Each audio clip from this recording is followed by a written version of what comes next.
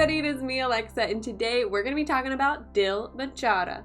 So, this movie just came out on July 24th. It is available free for everyone on Disney Hotstar. I'll be leaving a link in the description if you haven't watched it yet. So this is going to be a mostly spoiler-free review. I'm going to be talking a little spoilers at one point near the end, but I'll make sure to give a big preemptive spoiler warning, and I'll write it on the screen and also give you what time I stop talking about spoilers so you can skip on past it if you have not seen it and don't want to hear any spoilers. So the film is, of course, directed by Mukesh Chhabra and stars Sushant Singh Rajput as well as Sanjani Sanghi. So DIL BECHARA is a Indian remake of the very famous John Green novel entitled The Fault in Our Stars, which actually got a Hollywood adaptation back in 2014.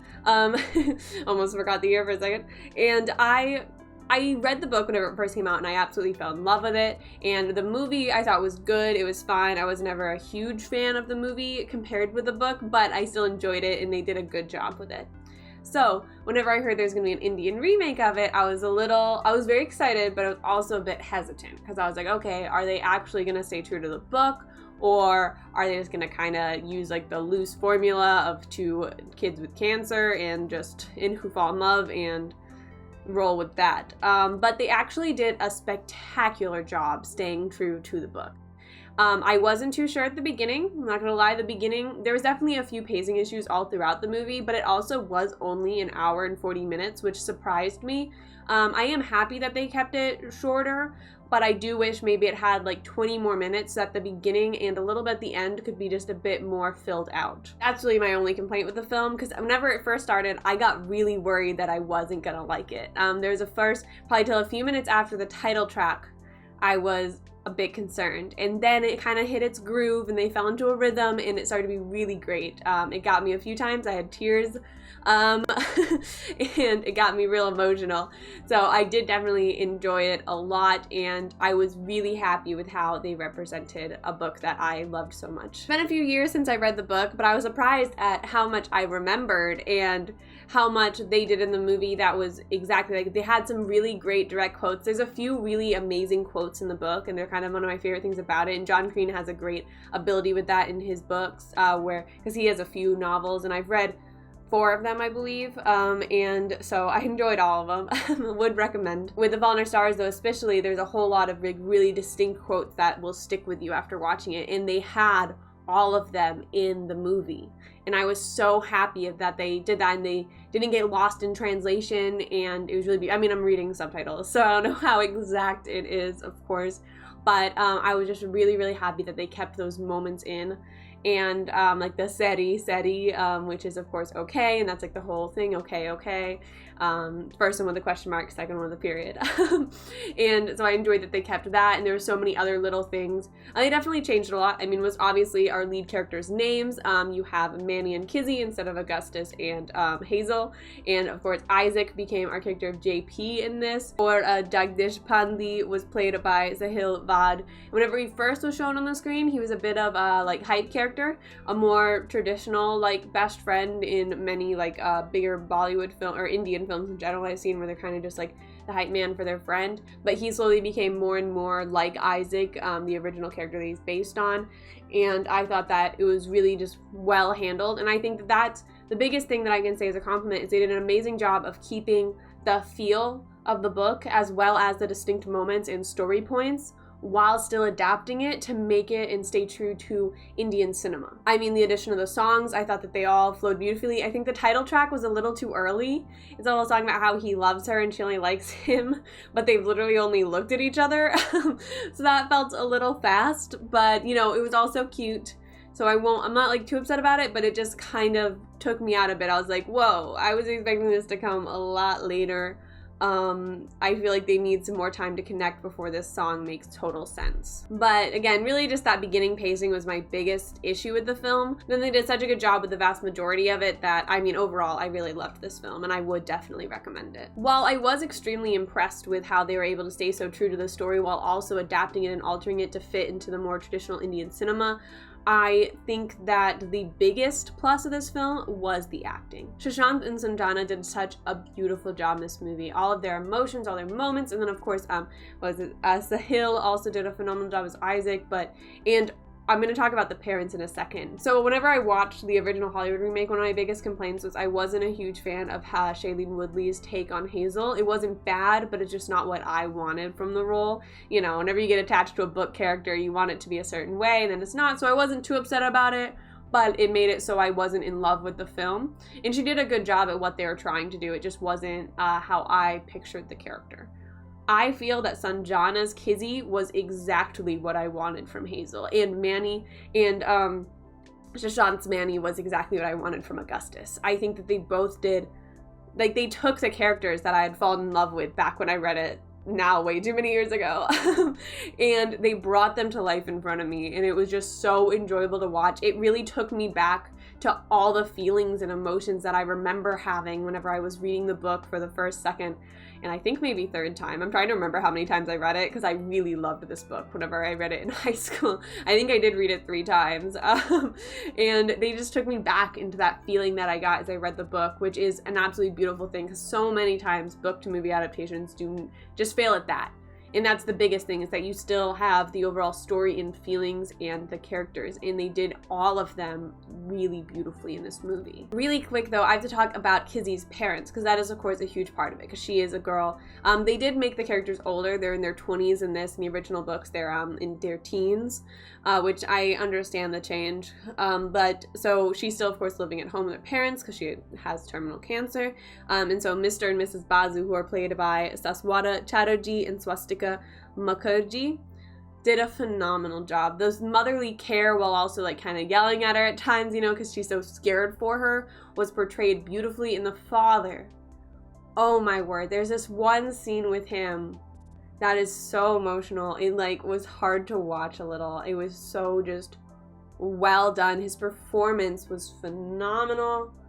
And it was, I mean, I'm getting a little sad remembering it, but it was just so, the emotions on his face all throughout the film, he did such a spectacular job. It was, I mean, it was amazing. They also, of course, getting to some more technical aspects, it was shot really beautifully.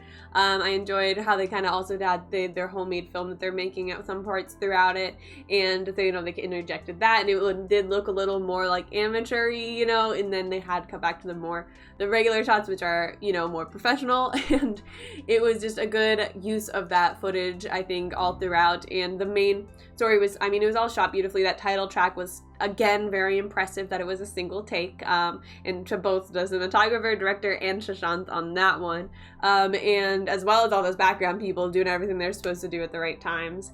And it was just really enjoyable to watch for that reasoning. Yeah, it's the whole thing, it just really took you into the story, everything about it. And the music as well, I really liked the songs. I was disappointed because on Disney Hotstar, they didn't have subtitles during the songs. And so there's like a song near the end that I really would love to have heard the lyrics of, or like understood the lyrics of. So I'm looking for like a translation. That was just a little disappointing to me because I really did want to hear what it said, or I heard it, but I wanted to understand what it said. And, but it's still, even without understanding it, you could feel it a bit. Like I know vaguely what it's saying, but I just kind of want to know exactly what was said. And so, I mean, the music still did a great job of capturing the feeling of each scene. I mean, it was A.R. Rahman who did it, and he's exceptionally talented, so makes sense that the music was really beautiful, and it was constantly just a subtlety in the background that enhanced every scene that it was a part of, as well as in the song moments. They did most of the songs, the title track was the most like music video kind of separated. The rest of the songs were more integrated into the story, and yeah, I just thought that it all worked really well and flowed beautifully. All right, so really quick, we are going to go into just a little bit of spoilers to talk about the ending. So really, like, this is a huge spoiler. If you don't know what happens, click to whatever time I have on the screen now, or even just click away and come back. But truly, this is a big spoiler. Don't continue watching if you haven't seen the movie yet and have any interest in watching it. So at the end, Manny's character passes away, and I think that it's so beautiful. I mean, that also, the fact that Shashanth in real life is also no longer with us is made that way really heavily whenever you watched it. And because you're mourning the character, but then you also are mourning the actor as you watch those final scenes. And I think that it was really beautifully done in that moment they had in the credits. and also at the very beginning where they kind of just spoke about him, I think was really beautiful. And yeah, so this is really all I want to talk about for spoiler. It'll be really quick, but I thought it was important to talk about briefly because I think that this is an absolute beautiful piece of art to have as his final film. I wish it wasn't his final film, but I think that they did a beautiful job of honoring him in that final moment that we have with Kizzy's character, and the remembrance of him that you see throughout the crowd was just really beautiful and well done. And I was a little worried whenever I heard that he had passed away and he was leading this movie because I knew that his character passed away from having read the books.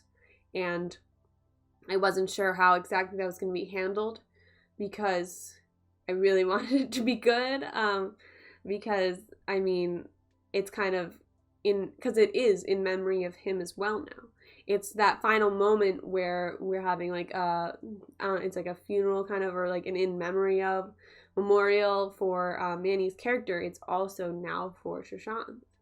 And I think that it was a truly, truly beautiful scene. And yeah, I felt a lot of emotions while watching it. I'm sure a lot of people did too. So I felt that was important to touch on quickly because I thought that was just absolutely beautiful. And yeah, all right. All right, we're done with spoilers now. Let's get to some final thoughts. All right, so the time we've all been waiting for. Where's it gonna rank on the shark meter? So this movie is going to be a tiger shark. So yeah, I really, really enjoyed the movie. I did debate putting in Great White, but I feel like the pacing issues at the beginning and a little bit at the end just took it slightly from being in that category. But I don't know, maybe I'll rewatch it and change it. We'll see. But I really, like, for a good chunk of the beginning, I was worried I wasn't gonna like the movie. So I feel like that takes me out of it enough to not put it in that top category. No matter how amazing the rest of the film was to make up for it, I still have to acknowledge that part is there.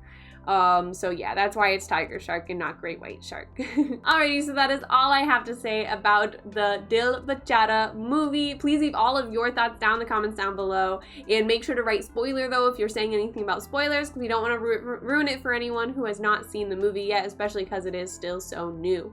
Alright, so thank you guys again just so much for watching. I hope you enjoyed. If you did, feel free to hit that like button and subscribe, and hope you all are staying safe out there and have an absolutely amazing day. Bye!